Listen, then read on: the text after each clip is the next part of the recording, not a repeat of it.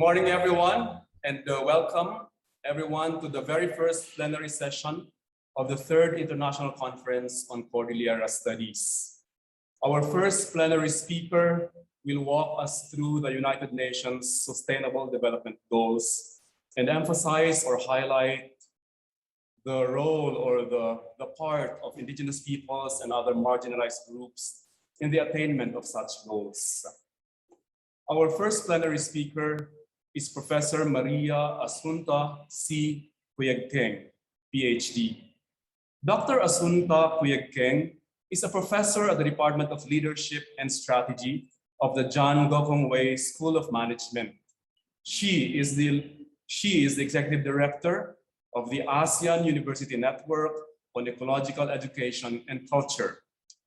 Until the end of May, she was the Director of the Ateneo Institute of Sustainability. She obtained her bachelor's and master's degrees in chemistry from Ateneo de Manila University and her doctoral degree in chemistry from the University of Regensburg in Germany. Her current research and teaching interests are in the fields of leadership and sustainability management. Dear friends and participants to the third International Conference on Cordillera Studies, let us all please welcome Professor Maria Assunta C. Cuyegkeng.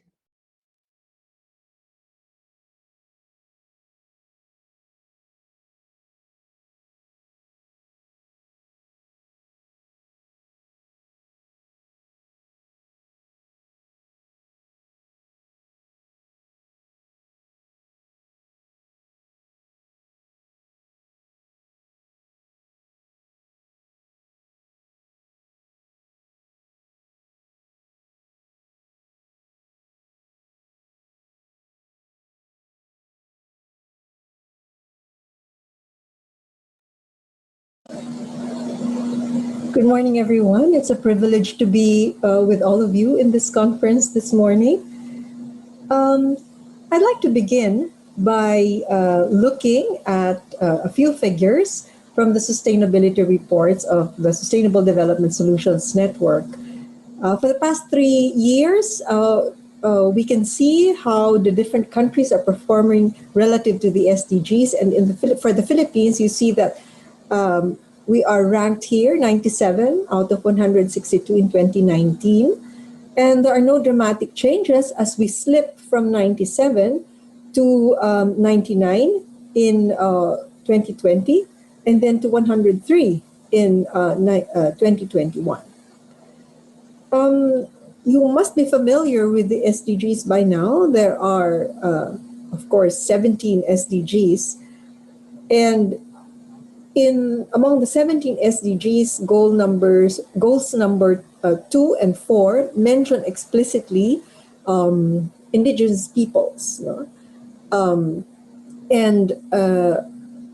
they have specific targets under these two goals. However, I think it is also important to look at the other SDGs, particularly in the Philippine setting, for indigenous peoples. For example, good health and well-being. That's goal number 3. Goal number 8, which is decent work and economic growth. Goal number 10, which is reduced inequalities. And goal number 16, peace, justice, and strong institutions. These are also very, very important for local communities and indigenous peoples. Now, let us look at the performance. If you look at the colors here, red means there are major challenges, and orange means there are significant challenges. And you'll see, therefore, that for the Philippines in 2019, we are still in that very critical area of reds and oranges, no? 2020 showed a bit of improvement. You see that many reds have become oranges and yellows, no? And yellows mean that they still remain to be challenges, but they have improved. They're not major challenges anymore, no? And in 2021, you will see that we have slipped back once more. Most of them are in red, maybe due to the pandemic, no? And so you'll see that there is a lot of major challenges now. It's a real concern because achieving the SDGs really indicate how close we are to getting an acceptable quality of life for our people. The SDGs remind us of the imperatives toward a safe, just, and sustainable space for all. They remind us of the urgency to make right our social foundation and to ensure that we do not break the ecological ceiling with our human activities. So you will see in this donut economy model of Kate Raworth, she emphasizes the need to eradicate poverty to bring everyone above the social foundation, which is the inner circle, and to reduce global resource use so that we can go back within the planetary boundaries. Now let us look at the elements of the social foundation. According to Raworth, the priorities in setting the social foundation can be clustered to first enable people to be well. So here you see that it has to do with food, water, health, and housing, which can also be associated with SDGs 2, 3, and 6. The elements of social foundation should also enable people to be productive in terms of income and work, education, energy, and these are associated with SDGs 4, 7, 8, and 9. They should also enable, the conditions should also enable people to be empowered, which has to do with their political voice, social equity, gender equality, network, and peace and justice, and they are related to SDGs 5, 10, and 16. And I think we can also say that at the foundation of all this is SDG 1, which is no poverty. We would like to think that if we eradicate poverty, we will enable people to be well, productive, and empowered. But as we know, there are major challenges in building this social foundation. Okay, for example, especially for Indigenous peoples, big projects of government and big businesses have consequences. While there is that intention of providing services for the bigger population or providing employment and profit for companies, large dams and mining activities have led to forced displacement of Indigenous peoples and families, not to mention the destruction of ecosystems that eventually affect a community's wellness. Climate change have also brought with it vector-borne diseases such as malaria or dengue, while threatening environmental sustainability. There are challenges in enabling people to be productive. For example, the UN reports that new technologies to increase food production, such as improved seeds, chemical pesticides, fertilizers, they will increase food production, but they can lead to the destruction of sustaining ecosystems. They can lead to environmental degradation. Furthermore, extreme weather that has accompanied climate change has threatened livelihood. There are also times when challenges come from within the community. I remember that sometimes the lack of access to resources and opportunities encourage younger generations of these local communities to have different priorities. When we were doing research on social enterprises, a couple of social entrepreneurs were concerned that younger generations did not want to take up the crafts, the traditional crafts of the tribe or of the community, such as weaving and agriculture, because they earned very little for so much work. So they preferred to go to the city to be in tourism or in some other lucrative career. We heard the same thing from a farmer on the rice terraces when we visited Batad some 16 years ago. He said his children didn't want to continue tending rice fields because they saw better opportunities in the city. Perhaps more importantly, this happens when they do not feel empowered, when they are not given a proper voice so that they know they belong to a safe and just space, like everyone else, that they too have a future caring for their culture and heritage. Let us now look at the ecological ceiling, the other side of the boundary. And this is about the planet. The planetary boundaries were identified in 2009 by the Stockholm Resilience Center. They refer to 9 processes that regulate the stability and resilience of the Earth system, within which humanity can continue to develop and thrive for generations to come, and which otherwise increases the risk of generating large-scale, abrupt, or irreversible environmental changes. Now, in the model of the donut economy, these planetary boundaries provide the ecological ceiling, which should guide our use of resources, and these are highlighted in SDGs 13, 14, and 15. So, why should these guide our use of resources? Well, mainly because these concerns are a result of human activities. For example, our need to provide energy in our activities means the burning of fossil fuel, which in turn produces carbon dioxide and other emissions. And these lead to climate change, ocean acidification, and air pollution. Our desire to provide food for everyone lead us to more efficient systems, which also means the use of fertilizers that lead to nitrogen and phosphorus loading. Sometimes they lead to land conversion because we convert them to plantations. That leads to biodiversity loss. And this is what has happened, for example, in the palm oil plantations in Indonesia. Water is a very big issue as well because we need water, which lead to freshwater withdrawals.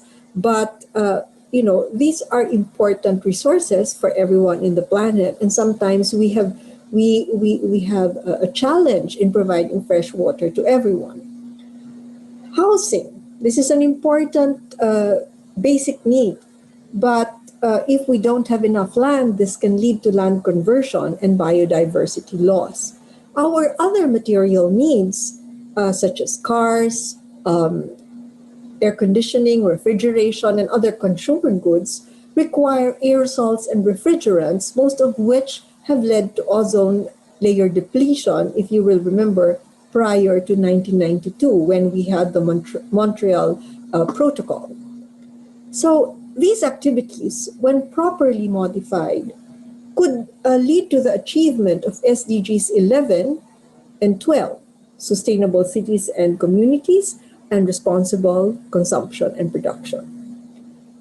Furthermore, we can learn from traditional wisdom of peoples who have a deep connection with their natural environment. Unfortunately, listening to this wisdom has been a real challenge. Often people do not like to listen because of their biases or because of intentions that are very focused on economic or political gain. These, in turn, have very little consideration for social, cultural, environmental, and spiritual concerns of communities who have taken care of the place for a very, very long time.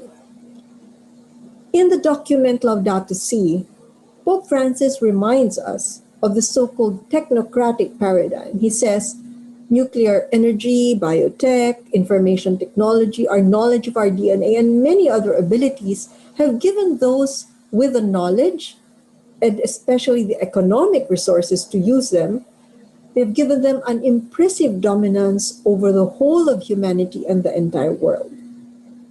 There will always be economic and political forces at play, but as we all fight for our future as a planet, we need to listen and respect the voices of those who are most affected by the things we do in a particular area. Because that place is not just property, even if persons or institutions have titles to it, or own it. These spaces are part of an ecosystem which is shared with the rest of creation. We need to listen because it is also the voice of traditional wisdom. Smead, who wrote an article called "What Conservation Efforts Can Learn from Indigenous Communities," said that Indigenous people's deep relationship with nature and to show that there is a slower rate of biodiversity loss in the areas which they care for. Because they have a long history with their land, they understand the potential uses, the values of hundreds of species. They view their land in a holistic way, managing different habitats to complement each other. They also have a deeper understanding of their natural ecosystems and their dynamics, so that they're able to make better informed decisions. They are able to respond more quickly because they're closer to the ground. And so when there are threats or changes, they're able to respond to them more quickly. In this article, your representative, Georgie Carino, says, "We have always been saying that if you really look at it, Indigenous peoples manage a very large area, or they manage very large areas of biodiversity. But to have governments accept that and to make it one of the major findings of the report that she is referring to, that is quite significant." This is important. You see, the bond of Indigenous peoples and local communities with the environment, this makes them natural stewards. And we can draw lessons from them. We can give them the support that they need because they are in the best position to protect biodiversity and to monitor these ecosystems. So, how can we achieve that safe, just, and sustainable space? Achieving a state where we have met critical thresholds to be within that space between social foundation and ecological ceiling. This needs a delicate balance that can only be achieved when people talk and agree. Why? People need to talk and agree because everyone needs access to fresh water. But we need to ensure that fresh water withdrawals do not dry up water resources or that they are distributed equitably. People need to have sufficient food, but how do we protect the ecosystem from nitrogen and phosphorus loading or from biodiversity loss? How do we protect rainforests and grasslands from land conversion while addressing the need for housing and agricultural land? Furthermore, people need to talk and agree at a local level because these goals need to reflect the real concerns and contributions of a given community. The community knows its situation better. Given the right space, community members can articulate and develop appropriate solutions. Partners, related players can share insights after listening. I remember in one of our projects for our centers in the university, facilitators got the school community of an elementary school together. They consisted of teachers, principals, and administrators, but they also included parents and barangay partners. They embarked on a strategic planning with our university simply providing support and maybe in some cases connections, guidance. But the main ideas were from the stakeholders. They needed a school building, and so they made a plan. They indicated their contributions as well. Then they brought all these plans to the city government and lobbied for support, which they eventually got because the local officials were so impressed with their efforts and ideas. The safe space will differ from one community to another, from one region to another, from one culture to another. It is also important to give Indigenous peoples and local communities the space for autonomy and self-determination. And therefore, it is important that when we talk of SDGs, we're also localizing those SDGs. Localizing SDGs, I read one document, and it can mean the process of taking into account subnational contexts in the achievement of the 2030 agenda. But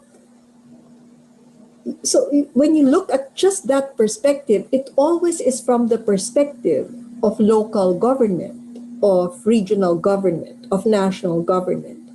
Unfortunately, some governments often try to craft solutions without even talking to the people who will be affected by the policies.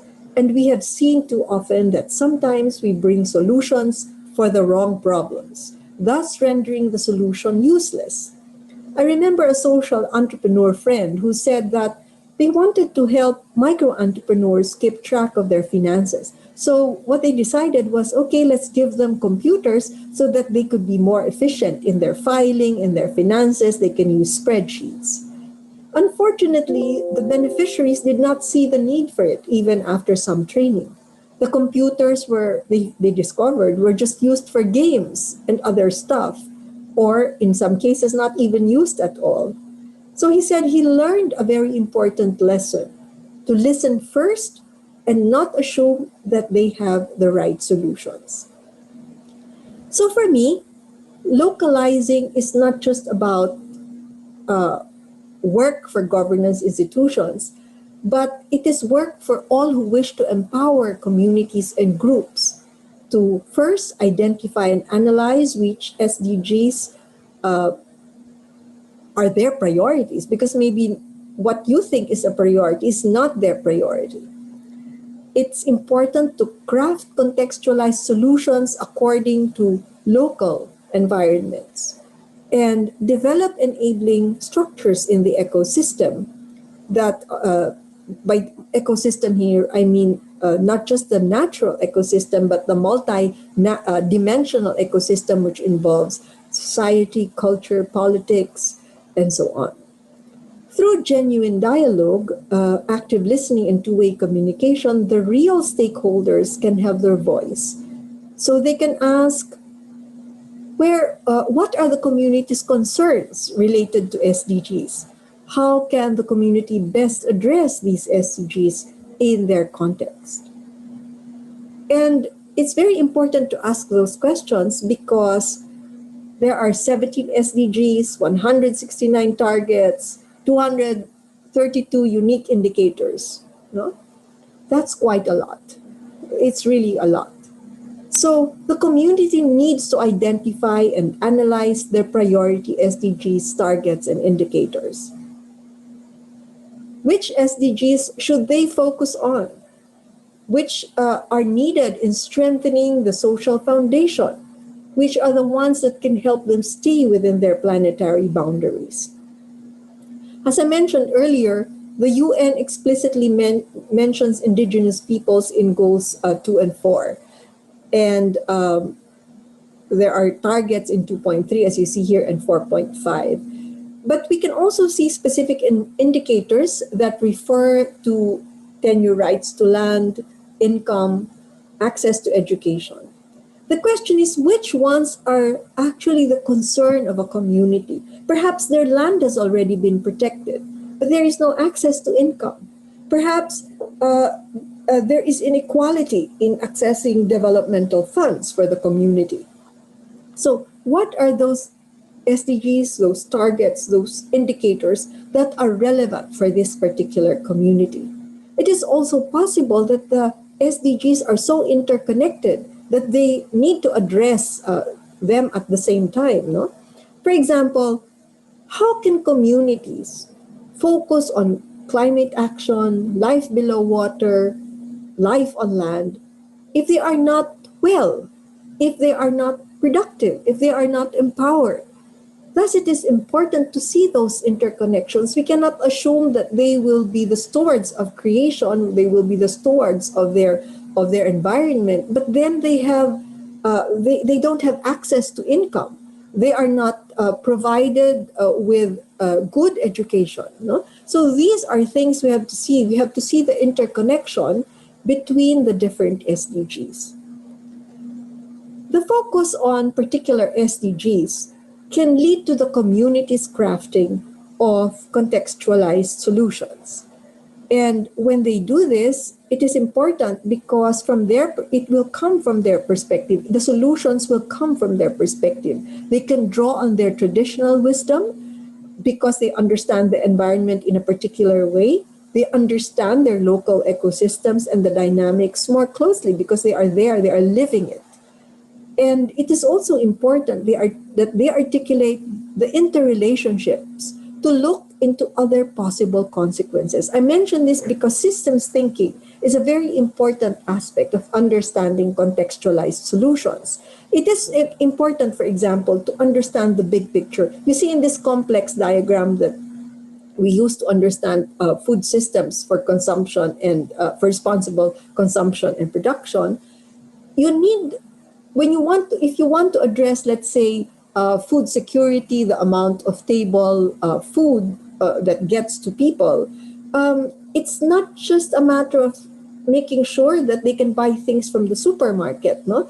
Because many things come into play, and often these have feedback mechanisms so that they lead to unintended consequences. For example, raising the level of food production, okay, can actually lead to the overuse of fertilizers, and that eventually lead to surface runoff and pollution.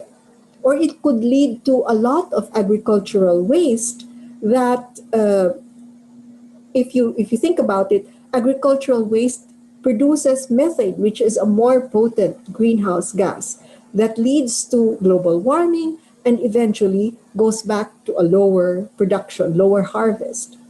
In the case of water use, providing access to clean water for a growing population could mean a threat to local communities whose lives have depended on their access to natural resources, such as in the cases of the Chico River Dam project a long time ago and now the Kaliwa Dam project.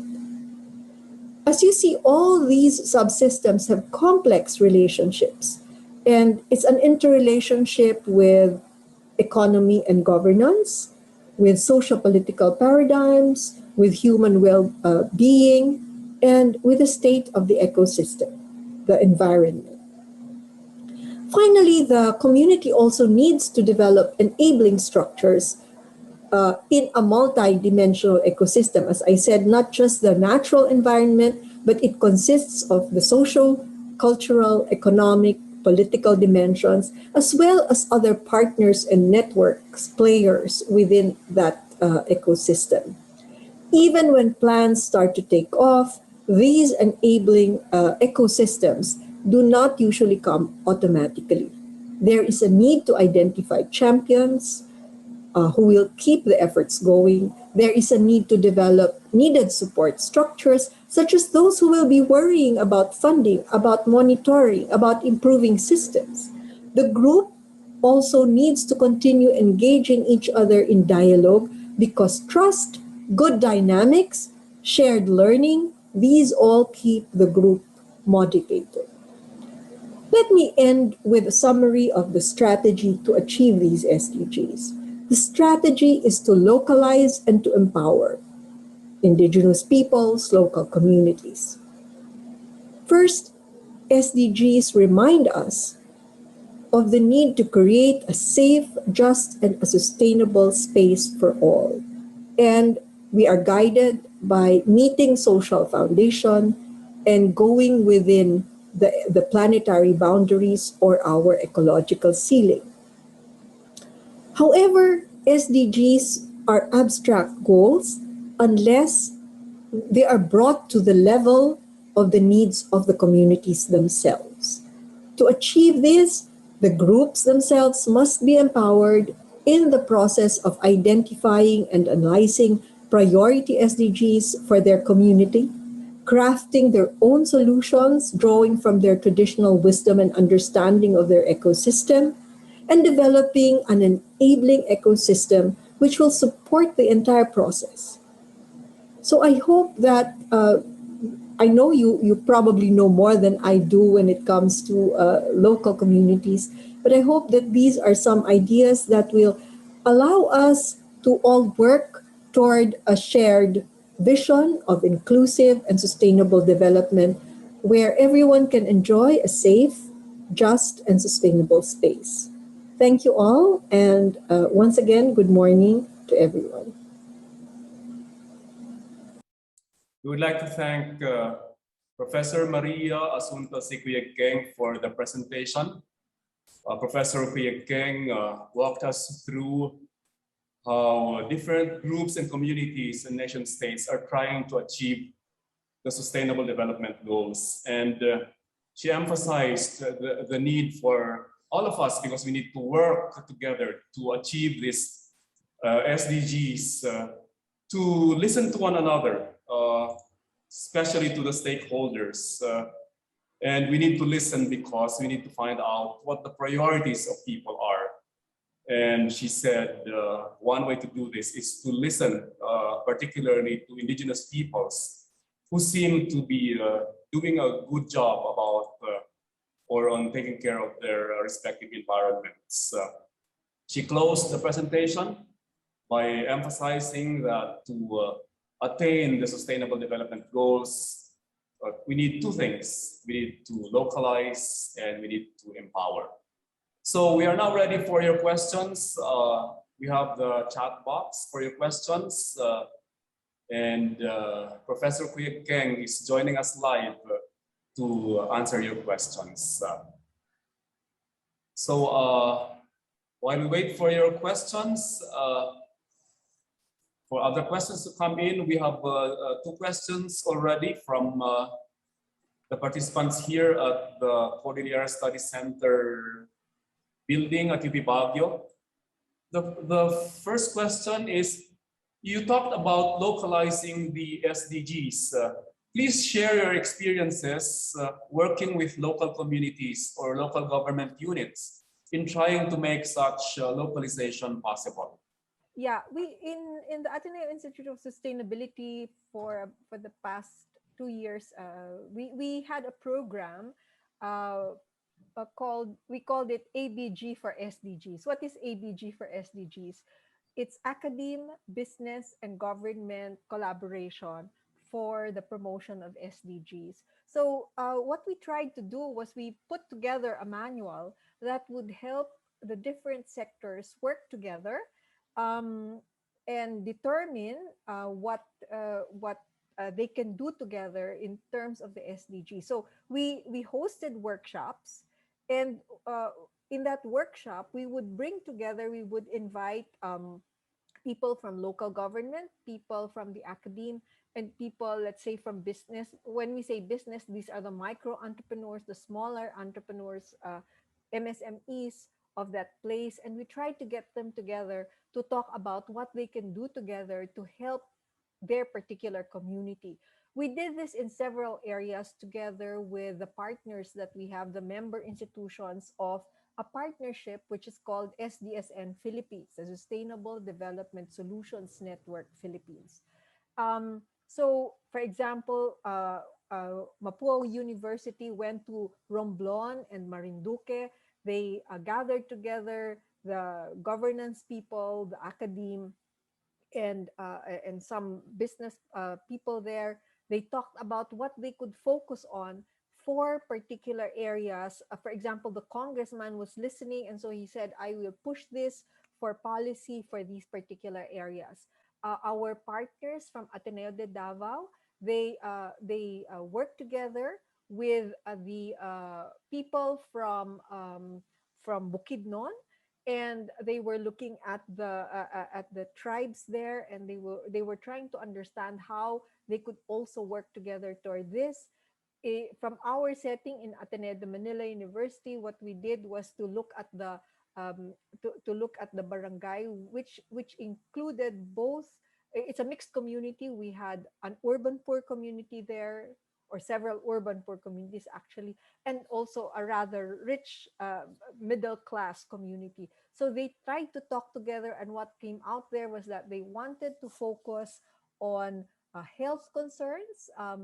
And they said when they focus on these health concerns, maybe the School of Medicine from Ateneo de Manila and the barangay health center, they can work together on these health concerns. So that's what we mean by really localizing it, and trying to get people who know the place, who know what they can contribute and what the people need, in order to get initiatives, the partnerships going, because partnerships are really very important in attaining sustainable development goals. So that's just one example.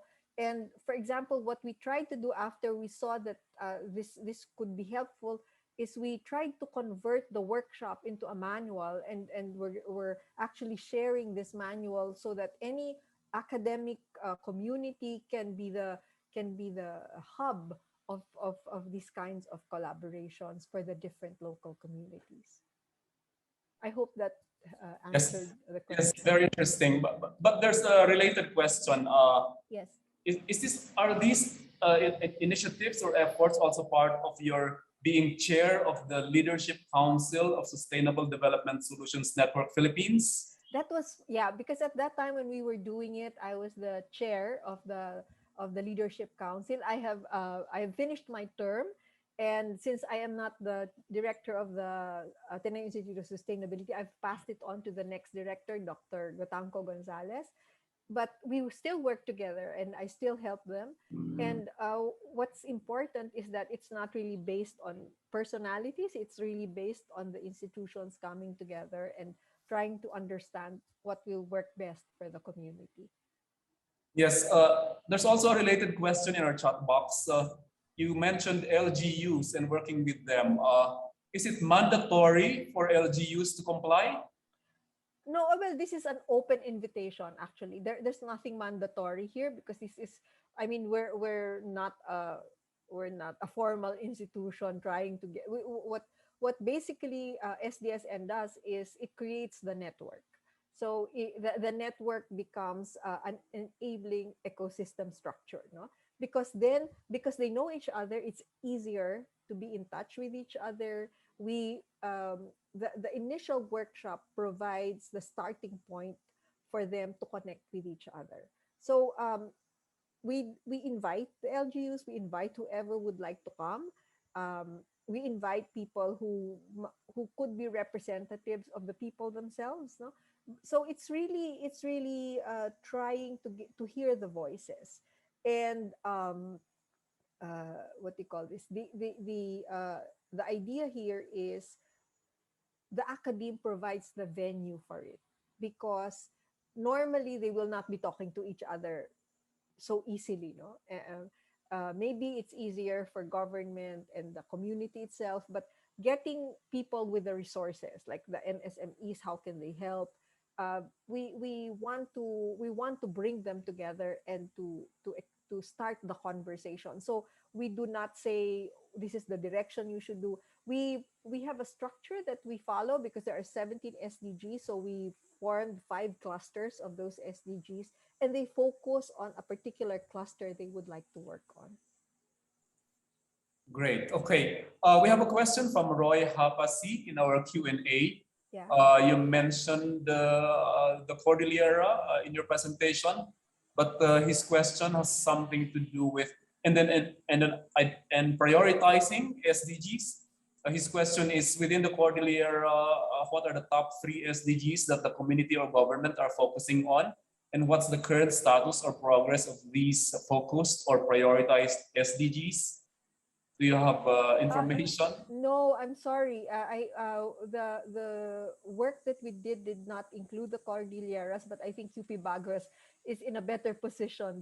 Your faculty would be in a better position to answer the current state of where they are. I think, in a sense, because of the presence of your center, I think there are more advances, and I think the awareness of the communities themselves are very high in that area. So I will not pretend I know more. So I think I will leave that to the experts in UP Baguio and the other academics in that community. Okay, we can table that question for the Yeah, for the UP other, yeah. Baguio scholars who will do presentations during the conference to take on the question. I'd like to ask these two questions together from CD Habito and Rosalie Calpito about integrating SDGs in the curriculum or in teaching our students. Yes. We have tried to do that. For example, it's for the tertiary level, it's a little bit. It depends a lot on the teacher, no, or on the curriculum that you have.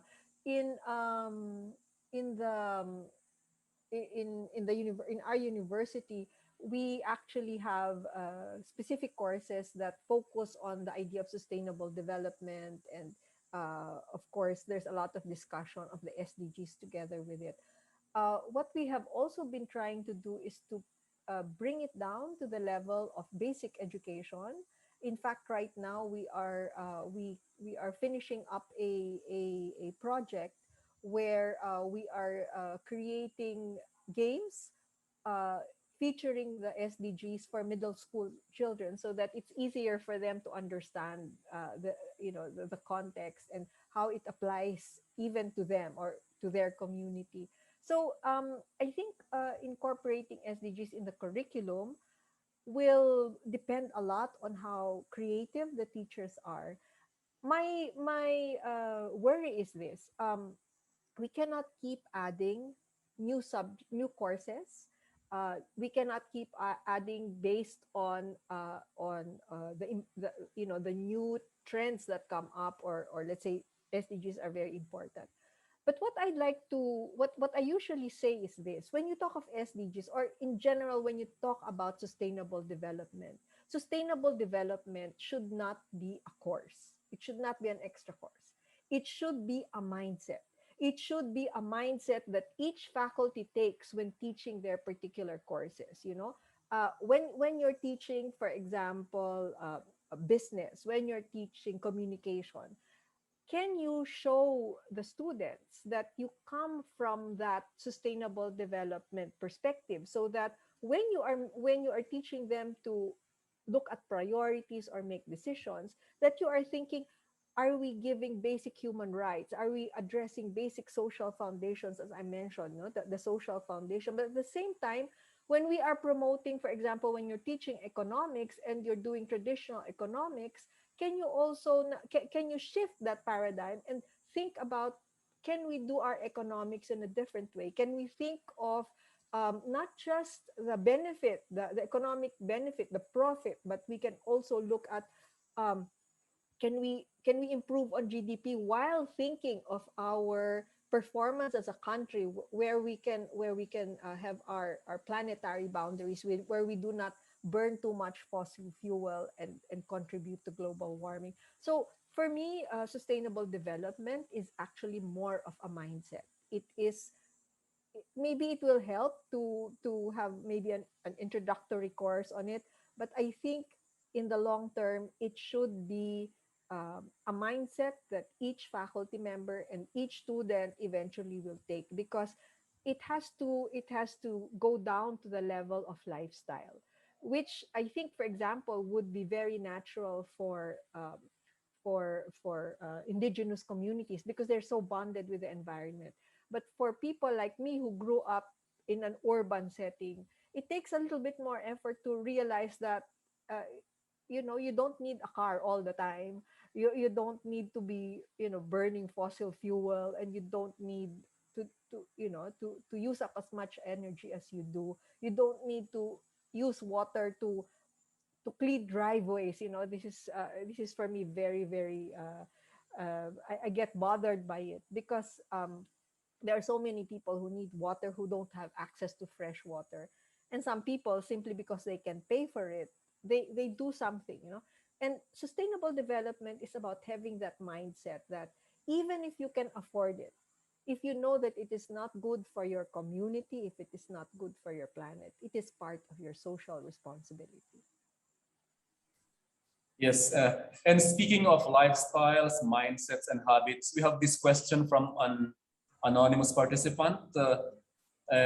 She says, we always talk about sustainability, but based on experience, there's a Filipino habit that as time goes by, we tend to lose focus on the goal or get easily distracted and lose steam. Do we have real success stories which really have been sustained in spite of changing times, policies, and even funding partners? Yeah. Yeah. Yes, that's right. That's what I mean by converting it to mindset. If it is a project, when the project ends, then people forget about it. No? But if it is something that becomes a habit, that becomes an attitude, that becomes a mindset.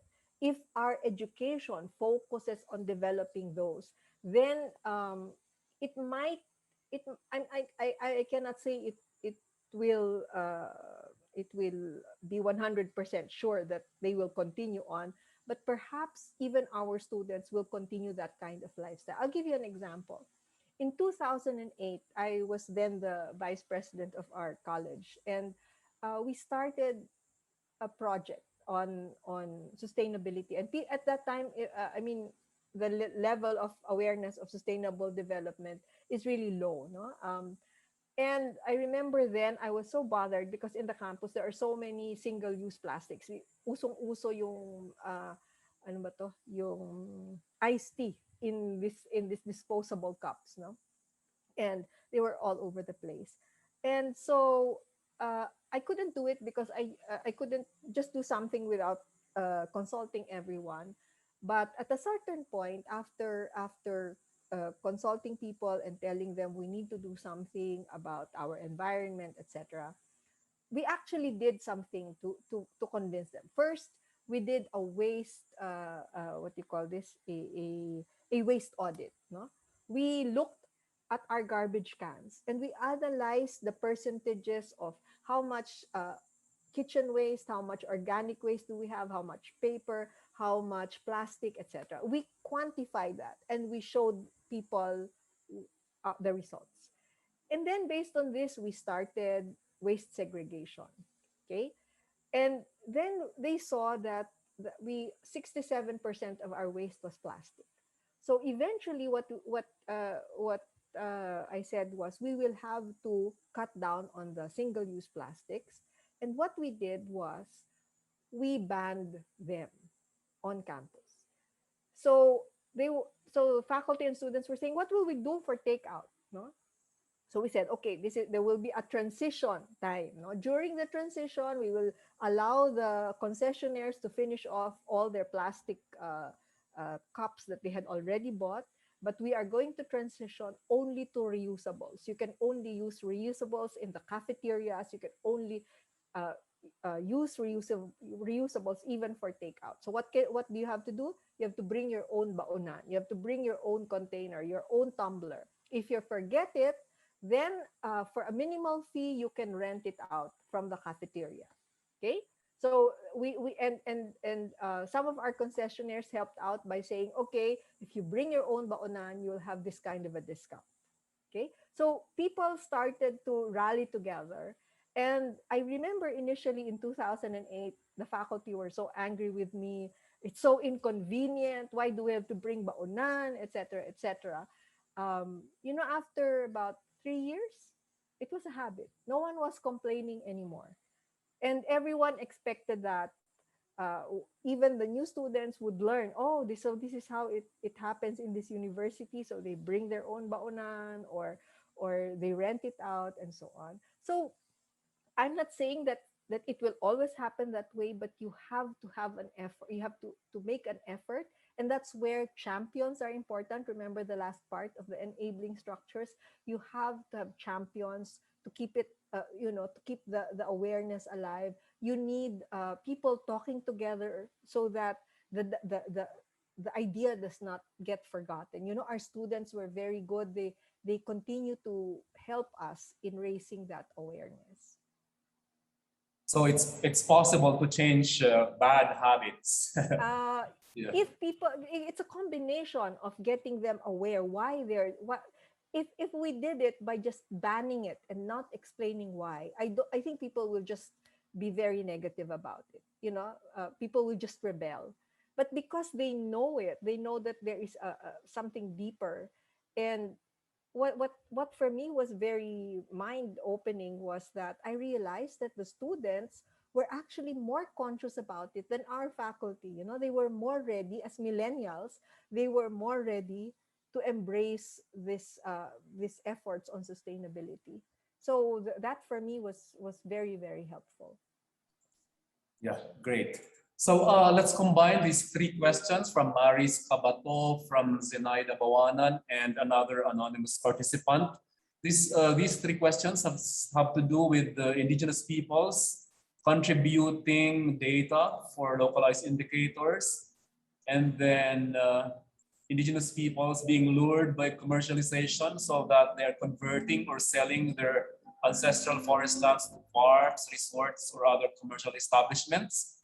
And then the participation of indigenous peoples in the monitoring of initiatives towards the attainment of SDGs. Yeah. It's a very complex problem actually. Part of the reason why people are lured to convert is because they don't have enough for themselves. That's why I'm saying it's also important to realize that people need the income. And if it takes so much effort to grow rice, for example, and not to be able to sell it because the middlemen are earning more than they are, so what's the point? No, so they end up looking for you can also stop these kinds of mindsets. They see that in a certain generation, maybe younger people see that, oh, it's easier to earn money if I'm working in an office rather than tilling the soil. uh, that's very understandable. So you have to, I think what has to be done is it comes from two ends. You have to make you have to develop a certain love for it, for the craft, for the soil, for the environment. But people also need to get the proper compensation. So for example, I was talking about the social entrepreneurs who gave that feedback. One particular social entrepreneur, they help farmers develop organic farming, and produce organic products. Some of them are actually there, I think, in the Benguet area, and they sell it to this social enterprise helps them market it to the biggest supermarkets who stands before and Save More, the bigger supermarkets in Metro Manila, for example. And so one of the social entrepreneurs felt that they were not doing enough. So he put up an academy to help these younger generations of farmers develop a love for the soil and for the tilling and for uh, showing that there is something good in it, that they can earn well from it. Because only if they really also have a good livelihood and improve their quality of life will they see that, well, this is worth doing. This is better than leaving my family and going to the city. In that story, in the introduction of Anna and her family going to the city, and then finding out that we don't have it seems attractive, but we can't seem to move up the way we thought we would. And it's the same thing. Sometimes people think, oh, when we go to the United States, we'll have a better life. If we go to Australia, we'll have a better life, etc. Maybe, but then it all depends on what are you leaving? What are you leaving behind? What is really your priority? So we have to make it worthwhile for people to stay where they are.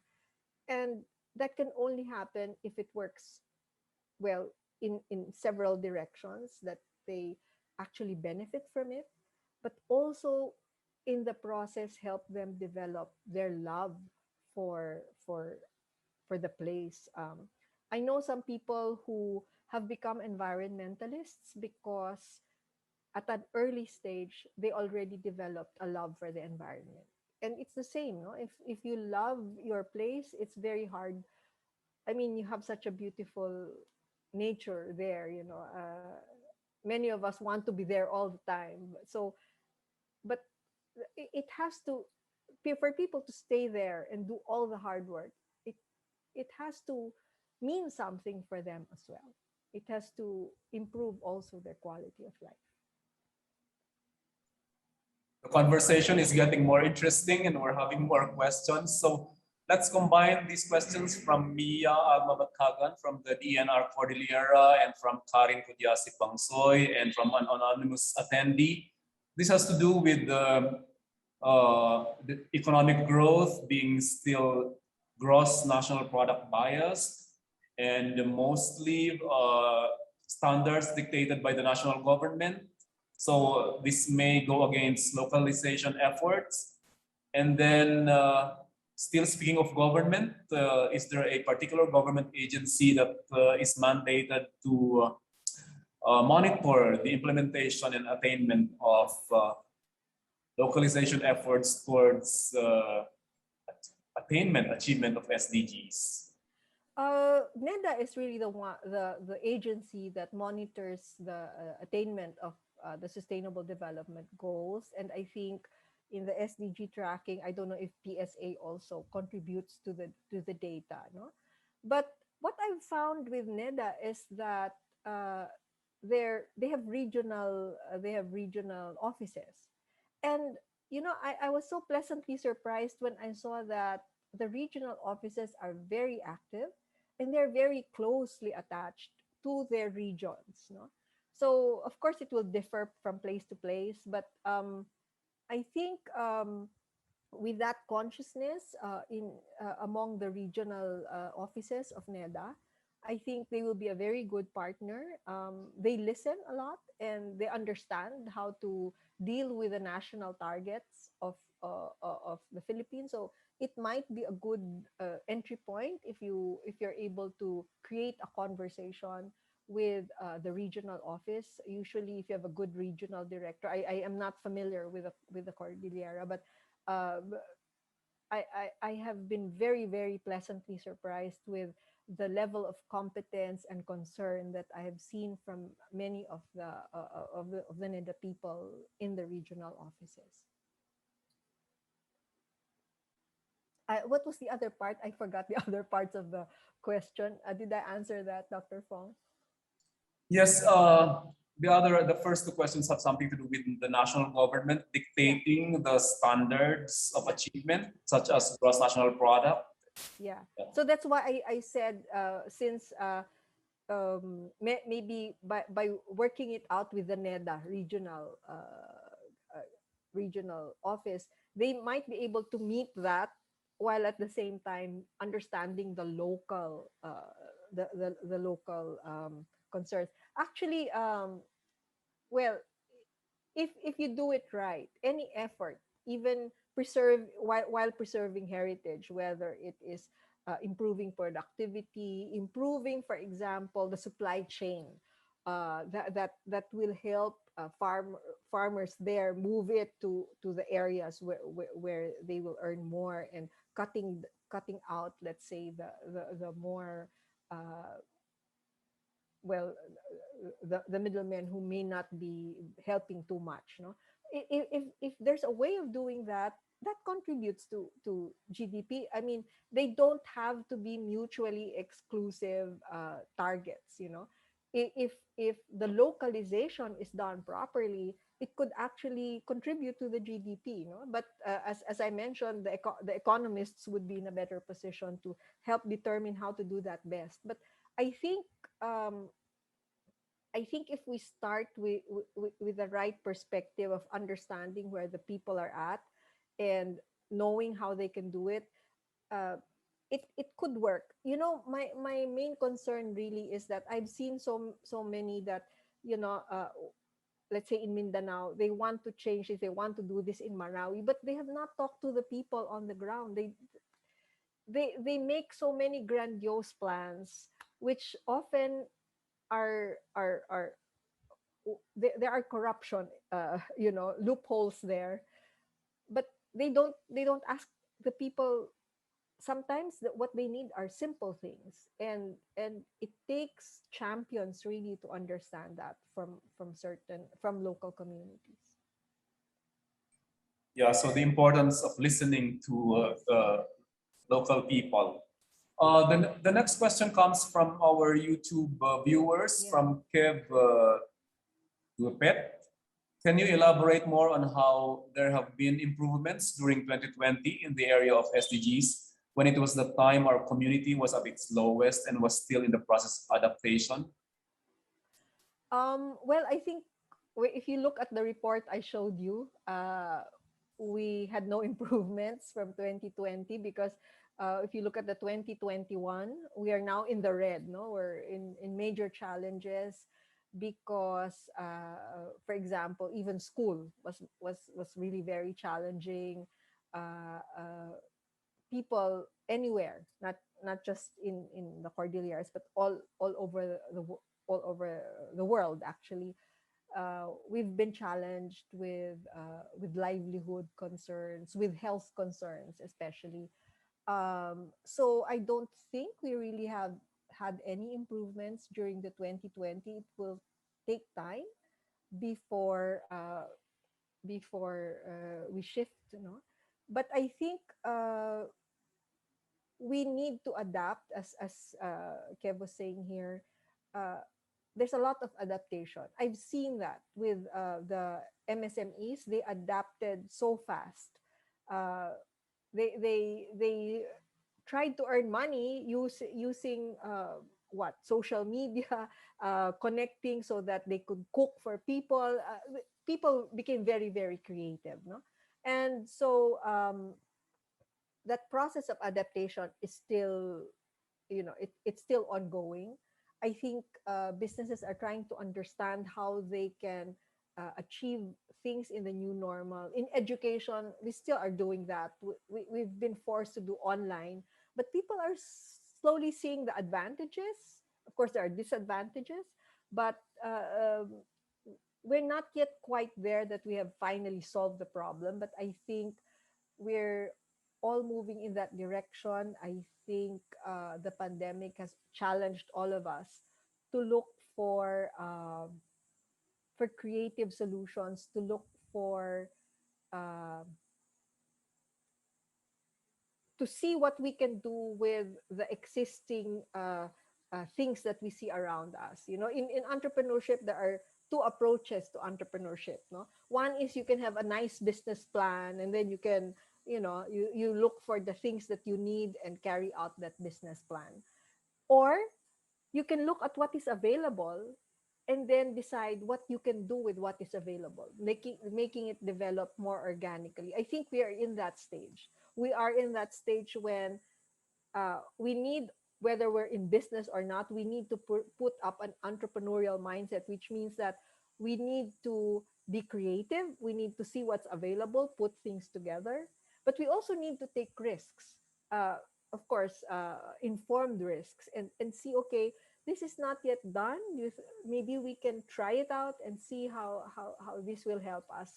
So we're still experimenting, I think, at this point, and even the government is still experimenting. Perhaps what is important is that we need to sift. What we need to realize now is we need to sift fake news from real, truths, because even in terms of our health, even in terms of education, these are needed, because when we need to make decisions about what we want to do for specific, areas of our lives, even for determining who will be our future leaders in the community, in our region, in our country, these are all very important decisions that will actually tell us, or help us understand if we're going to actually achieve these SDGs, make improvements, or stay where we are. Yes. The next question is from Willie Alangi of VP Baguio. If you can see this, it seems that SDG 16 does not contain any indicators directly pertaining to respect for human rights or cases of human rights violations. What current indicator for SDG 16 covers this? Or do you think we need a clear indicator on the state of human rights to be included?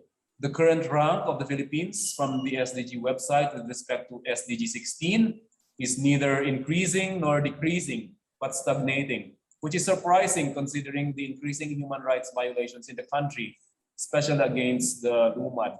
I think the other questions are also related in the sense of looking for indicators. Yeah. I'm at this point I have not really studied all the indicators of all the all the 232, but I think in terms of human rights, I'm not too familiar with the targets as you were saying, but I think there are enough documents about human rights. I think it by itself has a body of indicators. No, that's why you have all. Uh, there are several documents that really focus on human rights. I am not an expert in it, so I will not pretend to say something about it. But perhaps they can serve as the starting points.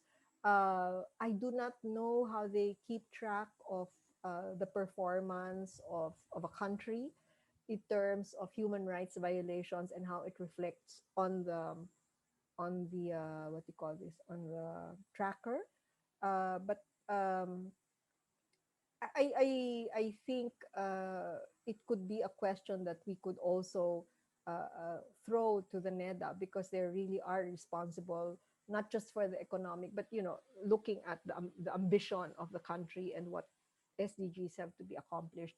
I think those are things that that could be thrown back even as a challenge, because especially now we know that you know it, it, it's a cabinet position, so it's very hard to to go against what the current administration says, but uh, you know um, w- some people really are very professional, those who are there for as career officials can actually help us expose the real data on on on human rights or even the other SDGs. Uh, I myself am I'm I, I'm confused with how they rate the SDGs like you. The I think in 2021 it showed that we were green already for climate action. I don't think so, but for some reason it was already green. No? So I'm like you. I'm also confused with how they track and what kind of data they look at. The next question is from F14 RB Abiba. What is the best way to sustain SDGs vision for a utopian-like world despite high and extensive presence of neoliberal policies on the whole social structure? The perhaps still related to GNP, Can you dollar-based. repeat the first part again? I didn't quite get the first part. Yeah, what is the best way to sustain SDGs vision for a utopian-like world despite high and extensive presence of neoliberal policies on the whole social structure? Oh, that's actually why I proposed the localization, because I do not believe in the utopian. I don't really believe that there is a one size fits all solution so that everyone will be happy at a certain point. I think that's too idealistic for me. No, I've been in this. I've been looking, observing how we work on our policies, etc. And yeah, I'm very realistic about things. But my experience actually is, if we are able to do it on a local level, my mindset is, okay, the national government has its targets, but I think we work on our own. I mean, I may sound very skeptical, but this is what I've seen working. When people work together for their own communities, it works for them, and it helps improve the well-being of that community, and eventually it meets the targets of the national, the national standards. But it has to begin the at that level when people are doing things for themselves as well. That's why my strategy is the strategy I'm suggesting is to localize, because uh, that's how things have worked for the Philippines. The sad state of the Philippines, that every time there is a new administration, all policies change because the administration wants to put their mark on it. They want to erase what the previous administration did, etc., etc. It's a sad state, you know. But if if um if we're doing it from a localized perspective, if you're doing it because it works for your community, you do not need that kind of national policy. It will work for you because you believe in it. And people will invest in it because it's good for them, no. um uh, Often, for example, at the beginning you heard about stunting.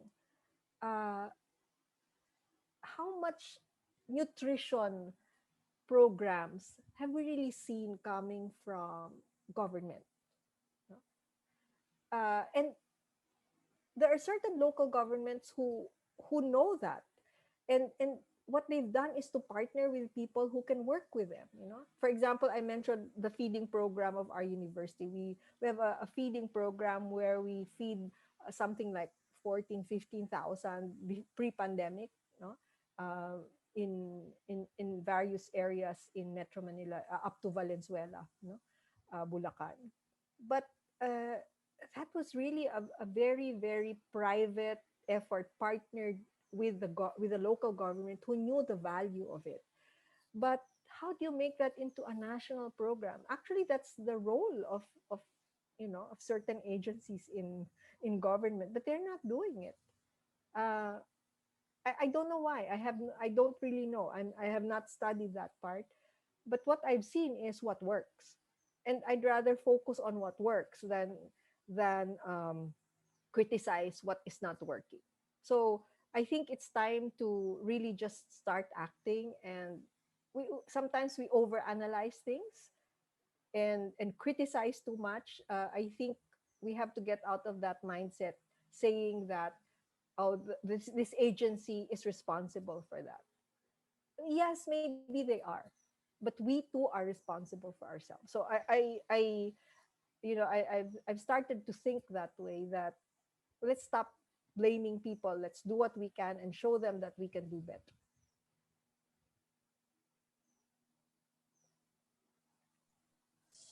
Yes. The other questions have to do with the seriousness of the national government to attain the SDGs. Do you have measures or indicators of the Philippine Well, government seriousness? it's very difficult to answer that. I don't know what their intentions are. I will not try to answer for them. Uh, we'll keep it at that. Yes, certainly. Yes.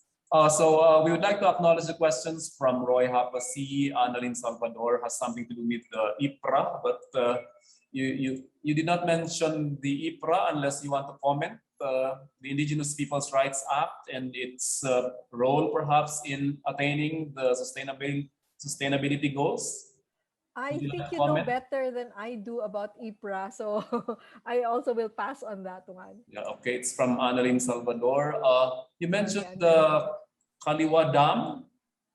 Are you familiar of any assistance being given to the indigenous community Not at this point. affected? I know that the Dumagats have been, that there are certain measures, no, being done, helping out the Dumagats about what could be, protesting, of course, the Kaliwa Dam project. But uh, I really don't know, because I think, I don't know at what level the contract has already been given to it's a very, very difficult situation, and it's a very complex one because you see, that's why I talked about systems thinking briefly, because um, many of these problems cannot be solved in a linear way. You know, you cannot what do you call this? You cannot say, okay, this is the cause. So we Metro Manila does not have enough drinking water because the population of Metro Manila has grown, and Angat, Ipo, the system, the original system is not enough anymore. So they want to build this Kaliwa Dam to supplement the supply. So of course there's a need to, you have to give water to all of these people. But it's not a simple, it's not a simple problem that well, they need water, so where can we get it? It's not that. It's a complex problem because first, the resources are not enough because sometimes we have, because of climate change, no, sometimes you have torrential rains and you see that some of these dams are overflowing, but on the other hand, uh, during the dry season, you see the level not being enough to give Metro Manila its water source. Okay, at the same time, it's also cultural. People in Metro Manila are so used to having their water delivered, and through their faucets, and sometimes they forget the value, and there's a lot of wastage. So there's also a cultural problem, how you see water.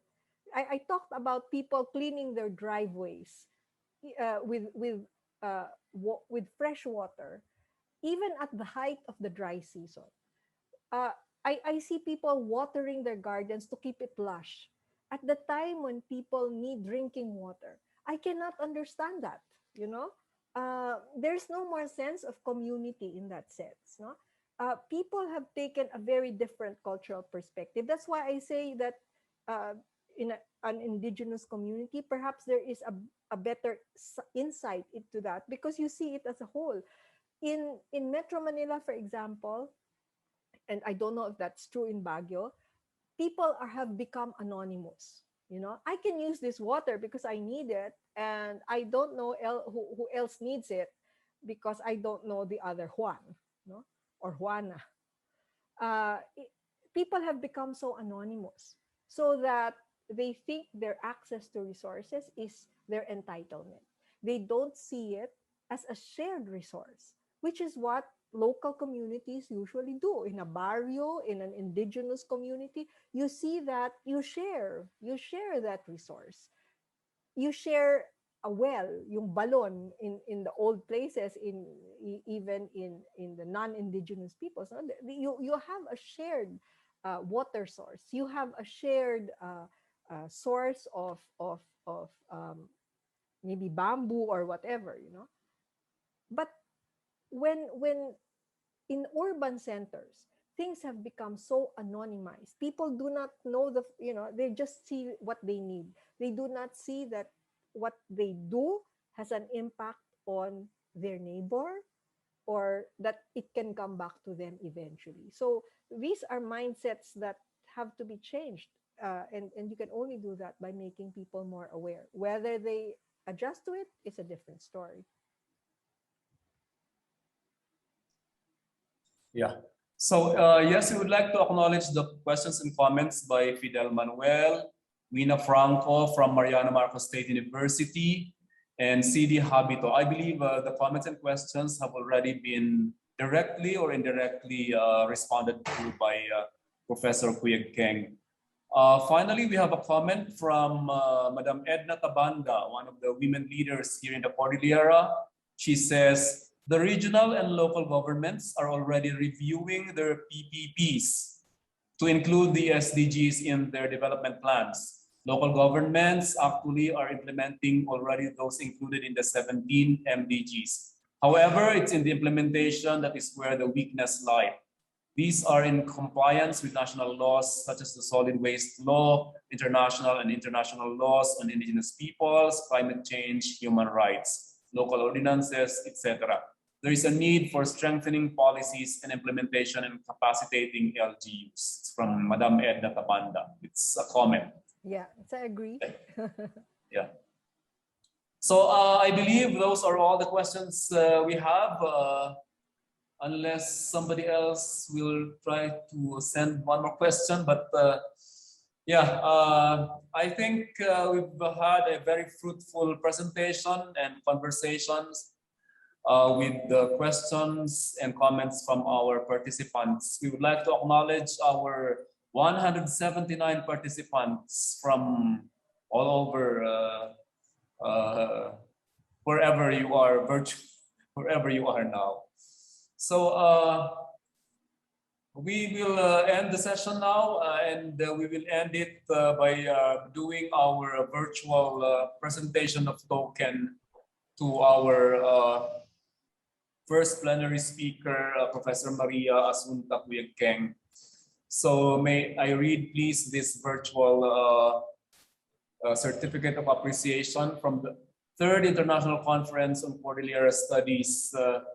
The certificate of appreciation is presented to Professor Maria Assunta Cuyegkeng, PhD, for imparting her knowledge and experience as plenary speaker during the Third International Conference on Cordillera Studies held on 5, 12, 19, and 26 July 2021 at Zoom, via Zoom. Given this 5th day of July 2021, and this appreciation is signed by UP Baguio Chancellor Corazon L. Abansi and the Director of the Cordillera Studies Center, Ruth M. Tindaan. So, Ma'am Assunta, please accept our virtual thank you and gratitude.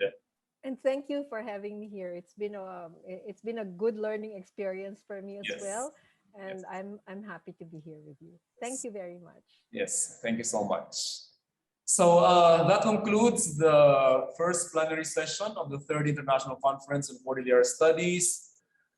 We, after lunch, and we hope you all have a good lunch, please go to your links for the parallel sessions at 1 o'clock. So the parallel session 1 will begin at 1 o'clock after lunch, and parallel session 2 will begin at 2:30. So to all our participants, please look at your kits, your virtual kits, and look for the links that will direct you to your specific parallel sessions.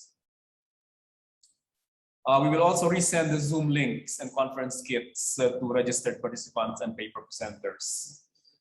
We would like to acknowledge our 179 participants and some 500 people watching on YouTube. So thank you, everyone. See you in the different parallel sessions and in the plenary sessions every Monday of July, starting this Monday. So please look forward to those plenary sessions, and we have more interesting plenary speakers. Thank you so much.